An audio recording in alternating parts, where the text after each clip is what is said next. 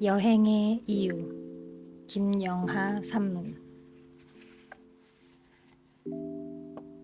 2015년 12월의 어느 날 나는 상하이 푸둥공항 티켓 카운터에서 서울로 가는 편도 항공권을 사고 있었다. 경험이 많은 여행자는 공항에서 항공권을 더더군다나 편도는 사지 않는다. 터무니없이 비싸기 때문이다. 하지만 나로서는 선택의 여지가 없었다. 추방당하고 있었던 것이다. 카드로 결제하실 건가요? 아니면 현금으로?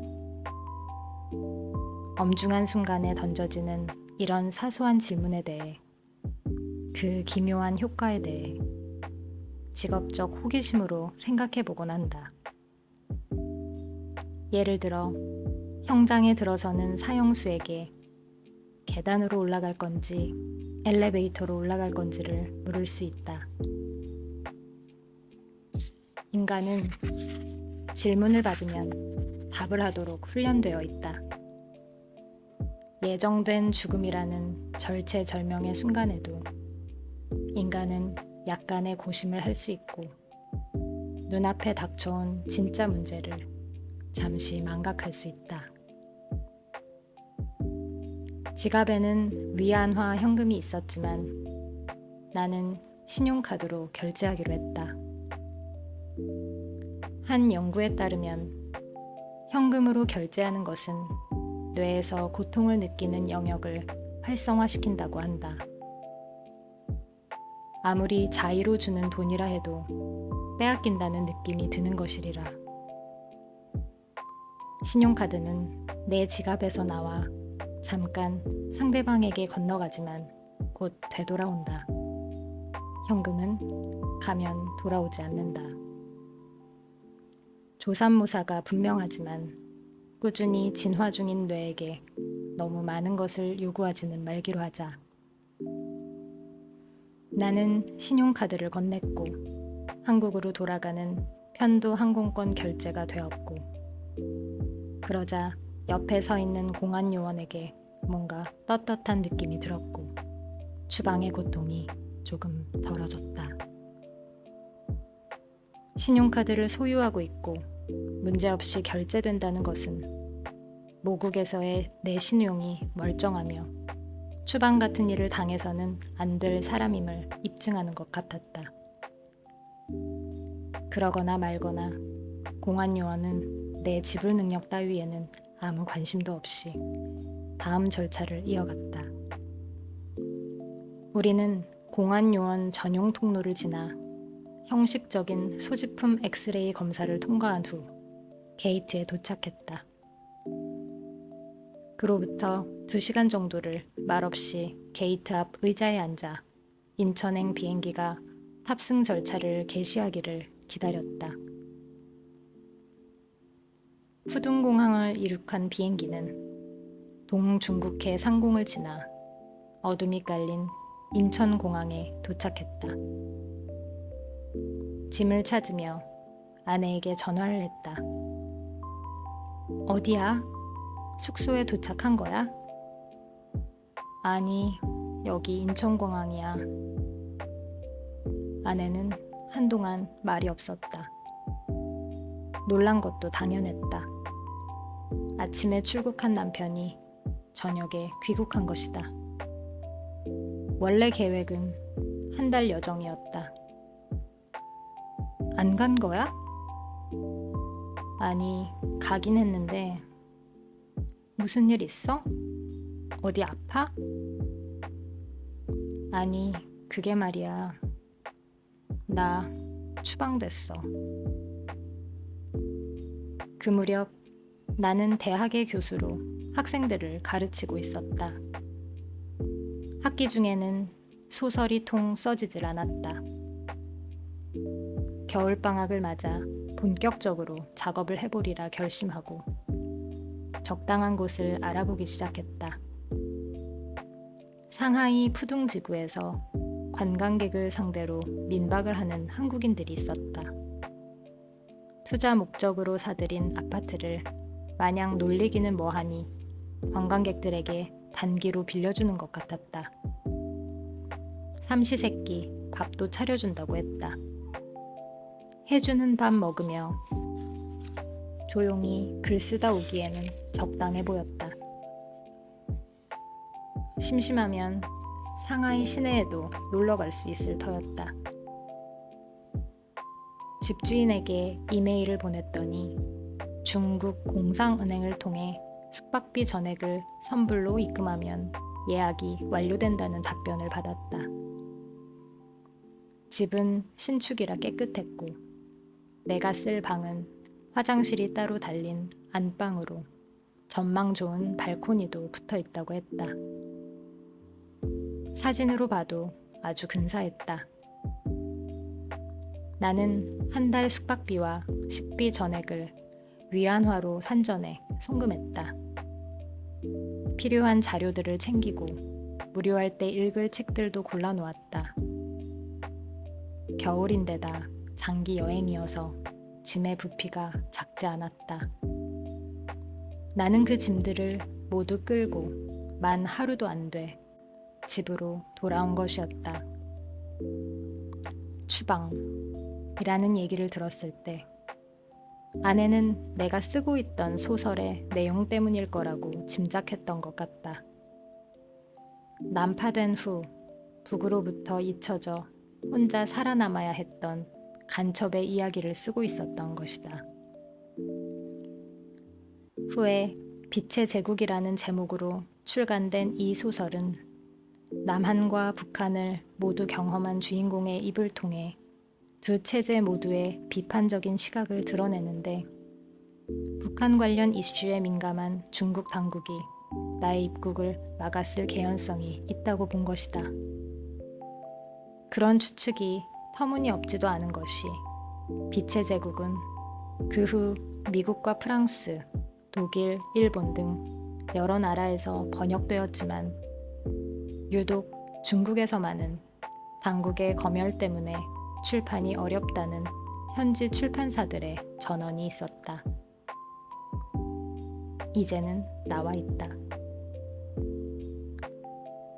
그러나 내가 푸둥공항에서 추방당한 것은 그런 동북아시아의 미묘한 국제 정세 때문이 아니었다.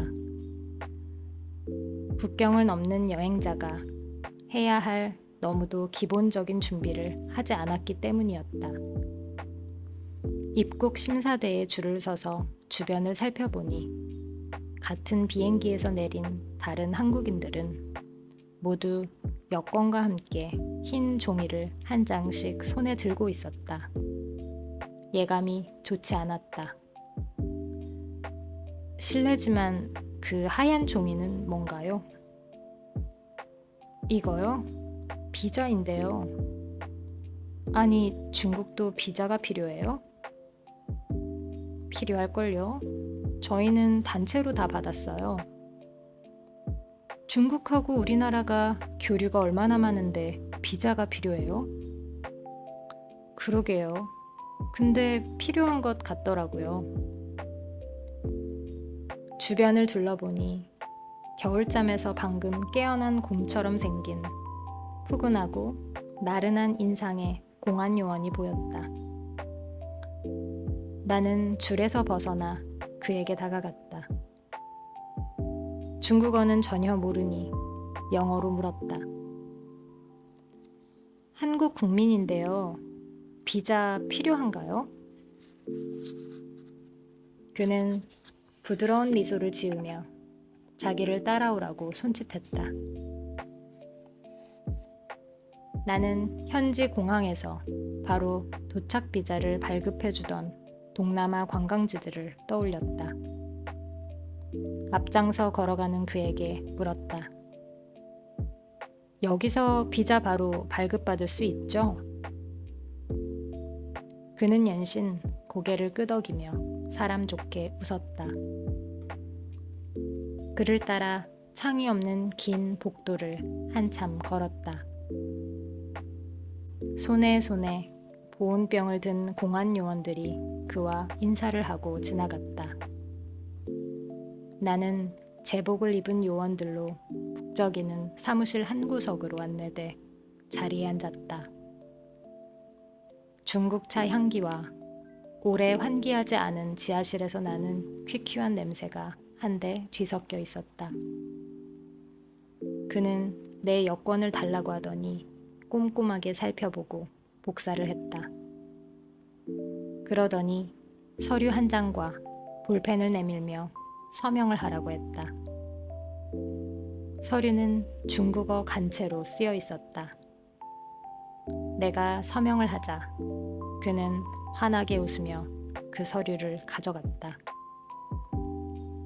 그는 내가 무슨 질문을 할 때마다 예의 그 밝은 미소를 지으며 하오하오를 반복했다. 그런 우호적인 분위기로 미루어 볼 때 금방이라도 도착 비자가 나올 것 같았다.